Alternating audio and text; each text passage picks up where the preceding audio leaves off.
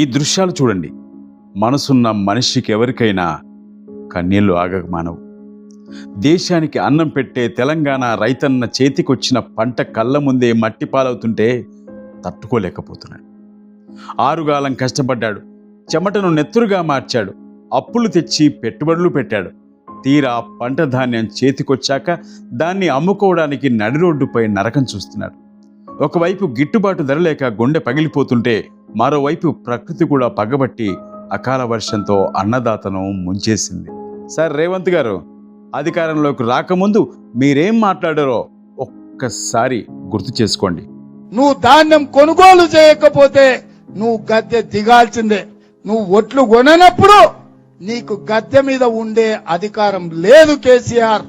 నేను ఈ వేదిక మీద నుంచి మా పెద్దల అనుమతితో చెప్తున్నా, 10,000 కోట్ల రూపాయలు మా కాంగ్రెస్ పార్టీ చివరి గింజ వరకు వరి ధాన్యం కొంటుంది, విదేశాలకు ఎగుమతి చేసి రైతులకు గిట్టుబాటు ధర, మంచి ధర 1960 రూపాయలే కాదు 500 రూపాయల అదనపు బోనస్. ఛత్తీస్గఢ్ లో ఎట్లయితే మా భూపేష్ బఘేల్ ముఖ్యమంత్రి ఇస్తుండో 500 రూపాయల అదనంగా బోనస్ ఇస్తాం. రాష్ట్ర ప్రభుత్వానికి సవాలు విసురుతున్నాం. విన్నారా సార్? అప్పుడు మీరేమన్నారు? అది పరిస్థితి. ఇక మీ ప్రభుత్వ అధికారుల మాటలు వింటుంటే ముచ్చటేస్తుంది. ఇప్పటికే 80% ధాన్యం కొనుగోలు చేసేసాం, అంతా సజావుగా సాగుతుంది అని చెబుతున్నారు. ఆల్మోస్ట్ ఇప్పుడు 45 లక్షల మెట్రిక్ టన్నుల దాకా సేకరించినాము. 20% ఇంకా బ్యాలెన్స్ ఉన్నట్టుంది. 20% కూడా డెఫినెట్ గా సేకరిస్తాం. పాలకులు ఏసీ రూముల్లో కూర్చుని ప్రకటనలు గుప్పిస్తున్నారు. కానీ వాస్తవంగా గ్రౌండ్ లెవెల్లో పరిస్థితి ఏంటో తెలుసా సార్? ప్రభుత్వానికి అంతా బాగుందని రిపోర్టులు ఇస్తున్న ఆ మహానుభావులు ఎవరో ఆ పెరుమాళ్ళకే ఎరుక. ఎందుకంటే వాస్తవ పరిస్థితి దీనికి పూర్తి భిన్నంగా ఉంది. నిన్న మొన్నటి వరకు ఐకేపీ కేంద్రాల్లో ధాన్యం కొనుగోలు చేస్తారని నమ్మి దళారులకు తక్కువ ధరకు అమ్ముకోకుండా రైతులు తమ పంటను దాచిపెట్టుకున్నారు. టోకన్ల కోసం క్యూలో నిలబడ్డారు.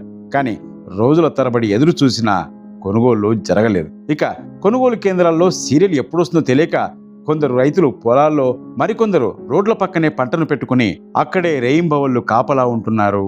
కంటి మీద కునుకు లేకుండా గడుపుతున్నారు. కట్ చేస్తే సరిగ్గా ఇదే సమయంలో వరుణుడు ప్రతాపం చూపించాడు. మూలిగే నక్క మీద తాటికాయ పడ్డట్టు ఒక్కసారిగా అకాల వర్షం ముంచెత్తింది. కళ్ళ ముందే 6 నెలల కష్టం నీటిపాలైంది. తడిసి ముద్దైన ధాన్యాన్ని చూసి ఇప్పుడు ఈ వడ్లను ఎవరు కొంటారు, నా అప్పులు ఎలా తీరుతాయి, నా కుటుంబం ఎలా బతుకుతుంది అని రైతన్న గుండెల విసేలా ఏడుస్తున్నాడు. రైతు ఇవాళ 15 రోజులు తిండి లేక తిప్పల లేక బాధపడుతున్నారు సార్. ఇదే ప్రభుత్వం. మీకు కొనుగోలు లేకపోతే, మీకు బార్దాన లేకపోతే, మీకు గోడాములు లేకపోతే మీరు కాటా పూజ ఎందుకు చేస్తారు? మనందరి ఆకలి తీర్చి కడుపు నింపే రైతన్న కష్టం గురించి ఎంత చెప్పినా తక్కువే అవుతుంది. రైతులు, విపక్షాలు ప్రభుత్వానికి సూటిగా కొన్ని ప్రశ్నలు సంధిస్తున్నాయి. ఆర్డీఓ గారు, నీకు నేను ఫోన్ కొట్టినప్పుడల్లా 2 లారీలు పంపుతున్నావు, లేకపోతే పంపుడే లేదు. నువ్వు మొన్న అమెరికాకి వెళ్ళి ఫోన్ కొడితే 2 లారీలు వచ్చినాయి ఎన్సాన్పల్లికి. మళ్ళీ ఇప్పుడు నేను ఎన్సాన్పల్లికి వచ్చిన గవ్వే 6 లారీలు తప్ప మళ్ళా లారీ వచ్చింది లేదు. అబద్ధాలు చెప్పి అధికారంలోకి వచ్చిన రేవంత్ రెడ్డి ఇలా నోటికి వచ్చిన మాటలు మాట్లాడుతూ ఉన్నాడు. పెద్దలు చెప్పారు, ఎద్దేడ్చిన వ్యవసము, రైతేడ్చిన రాజ్యం బాగుండదు అని. రైతన్న కంట నీడే కనిపిస్తుంది తప్పిస్తే రైతు భరోసా ఇచ్చే ప్రభుత్వం లేదనేది స్పష్టంగా అర్థమవుతుంది. గత 10 సంవత్సరాలు కేసీఆర్ గారు ఉన్నప్పుడు రైతుకు వెన్నెముకలాగా నిలిచి 80% కొనుగోలు పూర్తయ్యాయని చెబుతున్న పాలకులు ఒక్కసారి సెక్రటరియట్ వదిలి క్షేత్రస్థాయికి రాగలరా? కళ్ళాల్లో మురిగిపోతున్న ధాన్యం మీకు కనిపించడం లేదా? అకాల వర్షాలు వస్తాయని వాతావరణ శాఖ ముందే హెచ్చరించిన కొనుగోలు కేంద్రాల్లో కనీసం టార్పాలిన్లు ఎందుకు అందుబాటులో ఉంచలేదు? గన్ని బ్యాగుల కొరత, లారీ కొరతను ఎందుకు అధిగమించలేకపోయారు?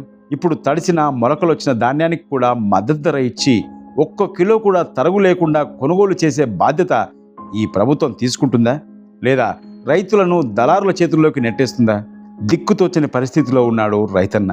రేవంత్ సర్కార్ మార్కు పాలన అంటే ఇలానే ఉంటుందేమో. దీనికి తోడు రైతుల తరపున ఎవరైనా ప్రశ్నిస్తే కేసులు పెట్టడం, ఉద్యోగాలు ఊడబెరకడం. ఇదేనా ప్రజాపాలన అంటే అని ప్రశ్నిస్తున్నారు తెలంగాణ ప్రజానికం. రైతు దేశానికి వెన్నెముక అని స్టేజ్లెక్కి ఉపన్యాసాలు చెబితే ఆకలి తీరదు. ఆ వెన్నెముక విరగక ముందే పాలకులు కళ్ళు తెరవాలి. కాగితాల్లోని తప్పుడు లెక్కలు పక్కన పెట్టి తక్షణమే క్షేత్రస్థాయిలో వాస్తవాలను గుర్తించాలి. తడిసిన ప్రతి గింజను ప్రభుత్వం కొనుగోలు చేయాలి. అన్నం పెట్టే అన్నదాతను ఆత్మహత్యల వైపు నెట్టకుండా తక్షణమే ఆదుకోవాలి. లేకపోతే ఈ రైతన్నల ఉసురు, వారి కన్నీళ్లు ఈ వ్యవస్థను క్షమించవు. ధాన్యం కొనుగోలు కోసం రైతులు పడుతున్న కష్టాలపై మీరేమంటారు? కామెంట్లు తెలియజేయండి.